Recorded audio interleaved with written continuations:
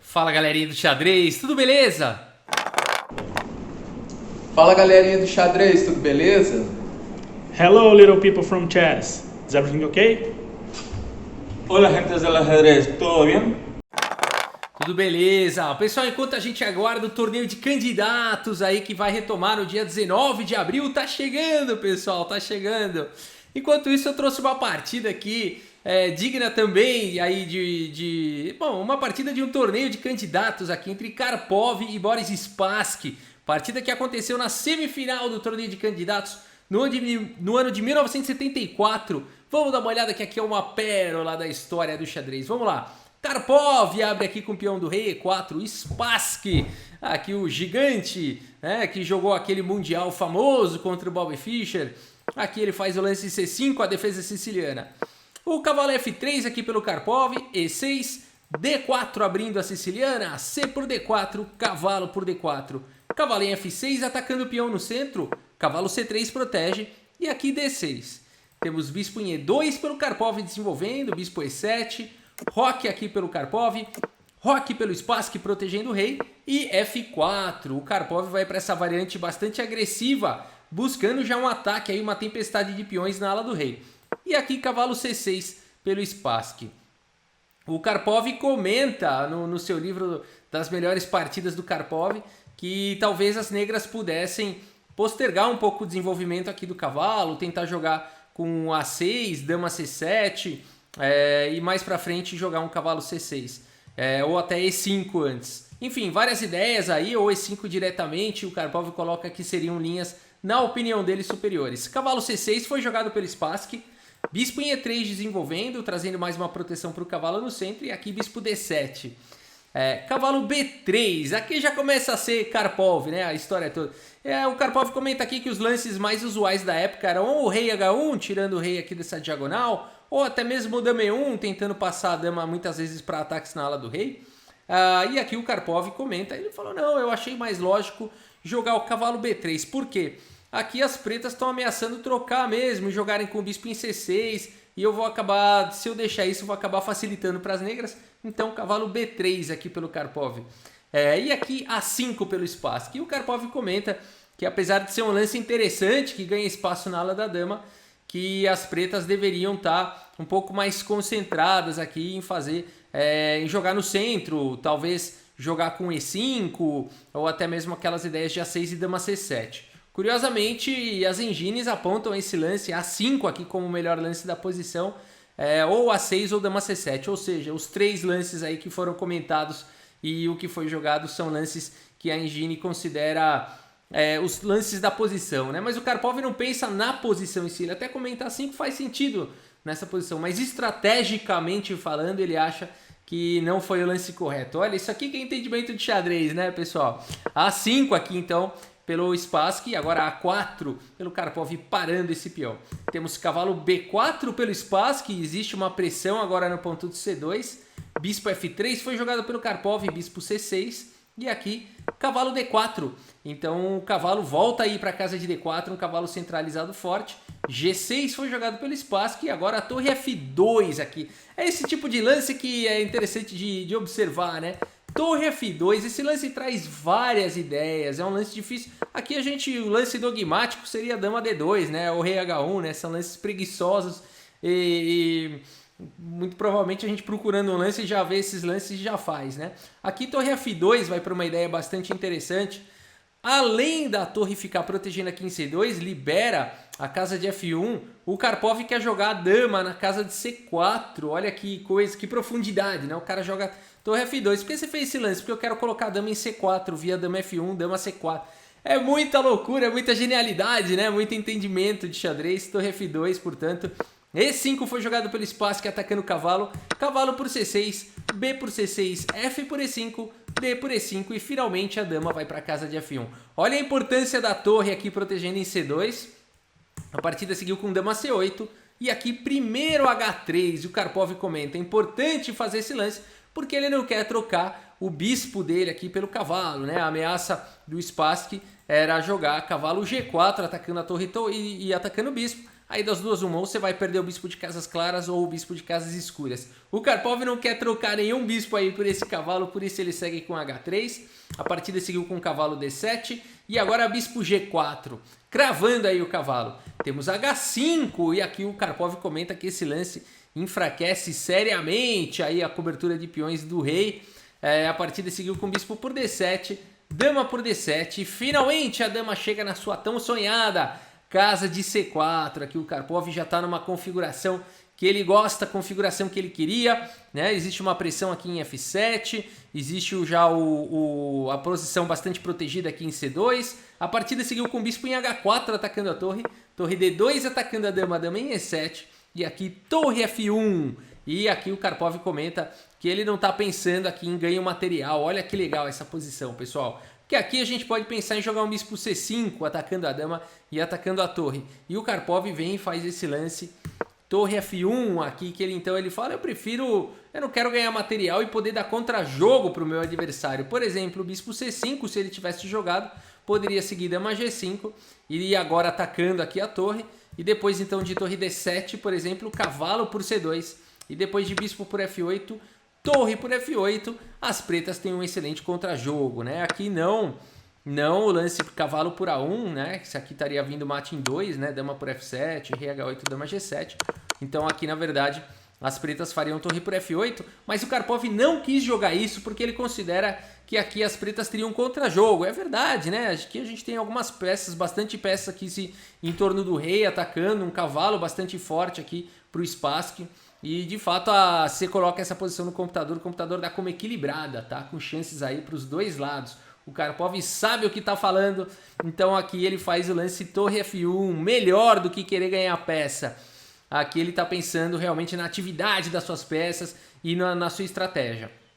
A partida seguiu com torre de F em D8 e aqui então o Karpov faz um lance aqui que é histórico aqui pelo Karpov, realmente um lance muito bonito. Torre aqui de F em D8 tenta eliminar o defensor de C2 e o Karpov vai para o lance cavalo B1, o lance que ele considera decisivo aí para a manobra do cavalo que não estava tão feliz aqui em C3, ele não tem muito futuro, então o cavalo B1 aqui foi um lance aqui estratégico para o Karpov, ele vai manobrar aí o cavalo, e além do que a dama fica protegendo agora aqui a casa de C2 também.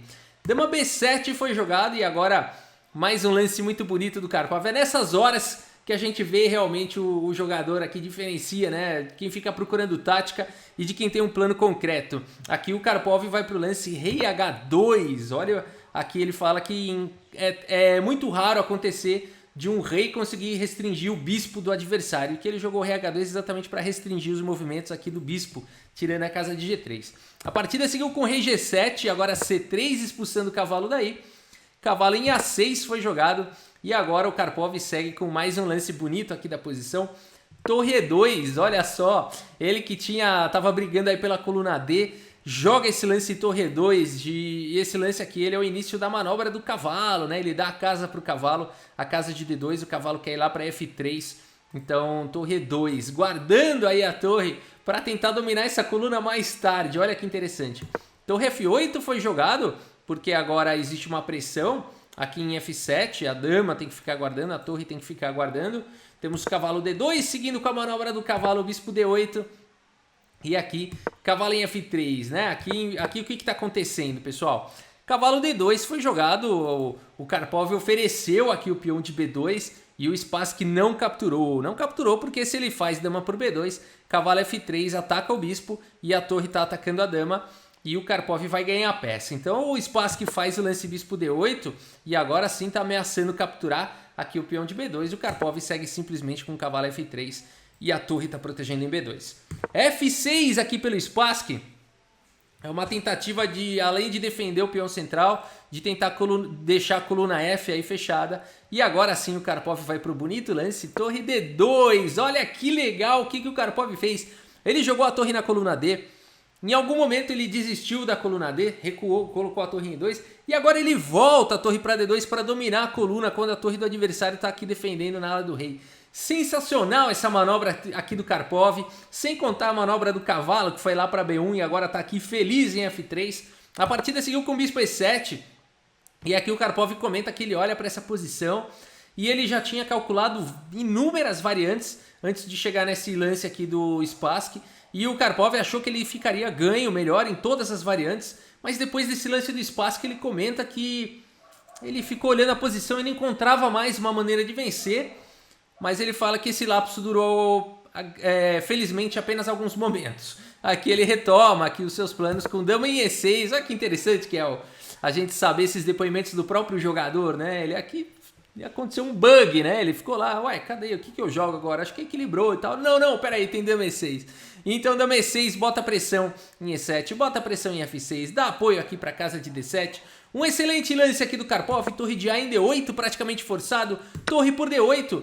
E aqui o Spassky já tem um dilema, né? Capturar de bispo ou de torre. Aqui ele segue com bispo por. Por quê? Se ele joga torre por, a partida poderia seguir com cavalo por E5. Olha que violência aqui, né? Já entrando na casa de F7. E depois de F por E5, torre F7, cheque, rei H8, dama por G6. Nada de capturar bispo, dama por G6. E não tem como evitar aqui o checkmate, né? Então aqui posição delicada aqui para o Spassky, por isso ele segue com bispo por D8. E aqui então o Mikhail Tal, né, ele comenta que eles estavam na sala ali de imprensa, todo mundo ali, né, observando a partida do Karpov contra o Spassky. E aí o Mikhail Tal comenta que ele, o Timan e vários outros grandes jogadores da época estavam analisando se o Karpov deveria jogar cavalo por E5 aqui na posição. E existiam grandes jogadores ali debatendo isso e tudo mais. E o Karpov vem e faz o lance torre D1. E aí depois eles percebem que o lance do Karpov é muito mais sólido, muito mais consistente, né? Muito mais firme do que jogar ali o lance cavalo por E5. Cavalo por E5 poderia ir para linhas bastante confusas depois de dama C7, por exemplo, atacando o cavalo. E aqui depois de bispo F4, G5, por exemplo, a dama fica numa diagonal perigosa. Aqui o Karpov poderia jogar torre D1. Olha o enrosco, pessoal, ameaçando aqui torre D7. Aí cavalo C5 poderia ser jogado atacando a dama, segurando lá em C7, em D7. Aí aqui depois de dama F5, G por F4, dama G6, cheque, rei H8. Teria o bonito lance cavalo D7 aqui, que loucura essa variante, né? E no entanto aqui realmente, se as pretas jogam cavalo por D7, as brancas ficam ganhas. O ponto todo é que as pretas teriam aqui o lance F3 cheque, com contra-jogo para as negras e aqui chances para os dois lados, tá? Olha que legal, se fizesse cavalo por D7, as brancas, apesar de terem duas peças a menos, estariam ganhas depois de dama por H5 cheque, rei G7 e dama G4, né, cheque. A rei H6, torre por D7 com uma posição vencedora. Tá atacando a dama e tá ameaçando checkmate. Pode jogar F3, cheque, G3, cobriria numa boa. E aqui teria que jogar provavelmente um torre F7 ou dama por torre e ir para um final aí melhor para o Karpov, né? Então aqui realmente não poderia jogar cavalo por D7. Mas se o Spassky segue aqui com F3, cheque, aqui poderia seguir, por exemplo, com G3... Cavalo em E6 seria uma possibilidade, cavalo por F8, dama por H5, cheque, rei G7. E aqui não está muito claro como é que as brancas vão vencer, as pretas têm duas peças aqui pela torre, né? Existe um rei aqui de certa forma exposto. De fato, assim, com um jogo muito preciso, talvez esteja um pouco melhor para as brancas, mas não é muito claro, e o Karpov não é o jogador de fazer esse tipo de confusão aí no tabuleiro. Então ele nem considera aqui cavalo por E5, ele segue com o seu plano de dominação aqui da partida com torre D1. A partida seguiu com cavalo B8, manobrando o cavalo, e agora bispo C5 pelo Karpov. Torre vai lá para H8, e aqui... O Karpov vai para um lance de arremate na posição, pessoal. Se você quiser dar pause aí na posição e tentar encontrar o lance de arremate do Karpov, vale a pena. Quem diria, tem um lance de arremate aqui. E eu espero que você tenha encontrado aqui o lance simplesmente, tranquilo aqui. Torre por D8, né? Então a gente vê aqui uma belíssima vitória do Karpov. Aqui o Boris Spassky nessa posição abandonou aqui a partida. Ô Rafael, mas abandonou por quê? Tá caindo a torre aqui, será que ele não viu? Dá pra dar mais alguns cheques aí depois, não sei, tentar alguma coisa? Por que ele abandonou? Ele abandonou porque não dá mais, pessoal. Aqui realmente, olha só que legal, né? Depois de torre por D8, tá vindo bispo E7 com uma posição decisiva, atacando a torre e atacando aqui em F6. Aqui teria que jogar um torre F8 para tentar defender em F6, Mas aqui depois de bispo por F8, rei por F8, dama por F6, as brancas têm um final ganho. Rei E8 ainda está caindo aqui em E5, existe uma pressão aqui em G6, H5, enfim, a posição das negras desmoronaria, né? Por isso que aqui depois de torre por D8, simplesmente o espaço que abandonou aí a partida. E olha que interessante, né? A gente viu que o lance 33 foi o lance polêmico aqui, né? Será que joga cavalo por E5? E a partida foi acabar no lance 35. Então aqui o Karpov mostrou que realmente muitas vezes melhor do que, né, aquela pirotecnia toda, sacrifícios, ir para linhas muito complicadas, malucas, que poderiam levar o jogo aí para mais 20, 30, 40 lances. O Karpov arrematou em 3 lances a partir daqui com torre D1. Simplesmente bispo C5 e torre por D8. Genial, genial Karpov, né? Um dos maiores jogadores aí da história do xadrez. Vamos dar uma olhada no relatório do chess.com, vamos lá. 98,5% de precisão para o Karpov, aqui 69,7%. O Spassky não acertou aí a mão, apesar de apenas uma imprecisão e 2 erros, né? Aqui um erro do Karpov. Por que essa precisão foi tão castigada aqui? O computador considera aqui que os 11 lances foram melhores aqui do Karpov, do Spassky. 8 excelentes e 5 bons. Já o Karpov fez 19 aqui melhores lances, 5 excelentes e 1 bom. Ou seja, fez mais lances excelentes, né? Fez mais melhores lances, menos erros, né? Nenhuma imprecisão. Então acabou tendo uma precisão aí considerada mais alta, né?